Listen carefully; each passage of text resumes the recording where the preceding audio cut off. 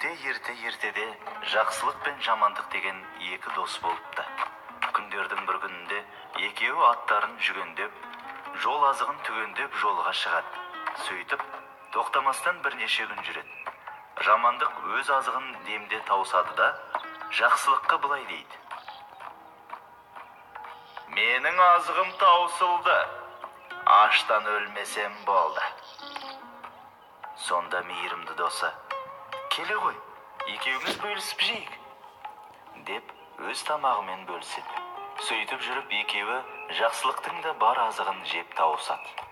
Қомағай жамандықтың тағы да мазасы қаша бастайды. Ол мейірімді досына: біздің азығымыз таусылды, менің қарным ашты. Мен аштыққа шыдай алмаймын, жаяуда жүрге жарамаймын. Сенің атыңды сойып, соны азық қылайық, дейді. Жақсылық досына жаны ашып, атын сойып беріп, өзі жаяу жүреді. Бұл етте таусылуға жақын қалады. Жамандық: маған енді бұның еш пайдасы тимес, деген оймен жақсылықты жапан далада жалғыз тастап кетеді. Жалғыз қалған жақсылық арып ашып, әбден қалжырап келе жатып, айдаладағы бір лашыққа кезігеді. Ішіне кірсе тірі жан жоқ, бірақ ортада асылған ет толы қазан қайнап тұр. Ол бұл не қылған тамақ деп саусағының ұшымен дәмін татып көреді, лашықтың төбесіне шығып жатады. Бір кезде арыстан, түлкі, қасқыр лашыққа кіріп, шөу тамаққа отырады. Соң әрбір өзінің көрген білгенін айта бастайды. Бірінші болып түлкі сөйлейді: пәлен деген тоғайда алтын көмілген, мен күнде соны қарауылдап жүрмін, депті. Сонда арыстан: ал мен болсам, пәлен деген байдың күнде бір жылқысын жеп кетемін. Оның ешбір жүйрік аттар маған жете алмайды. Жететін бірақ тайы бар, бірақ оны ешкім білмейді. Бай мені ұстаған адамға бір үйір жылқы беремін деп жарыс алыпты, депті. Сонда қасқыр тұрып былай депті: ал мен пәлен деген байдың бір тоқтысын қарауылдап жүрмін. Бұл байдың науқастанып жатқан қызы бар. Кім-кім қызын жазса, бай оған қызымен қоса байлығының жартысын беремін деп уәде етіпті. Ал ол қыз әлгі тоқтының бауырын жесе жазылады, депті. Жақсылық бұлардың әңгімелерін естіп алып, таң атысымен жолға шығып, олардың айтқан нәрселерін айнытпай орындап, байлыққа кенеледі. Жылдар өтіп, айлар өтіп, жақсылыққа киімі өрім-өрім, әбден азған, тозған, ұсқынсыз бір адам келеді. Бұның баяғы өзін жапан далада жалғыз қалдырып кеткен опасыз досы жамандық екенін әрең таниды.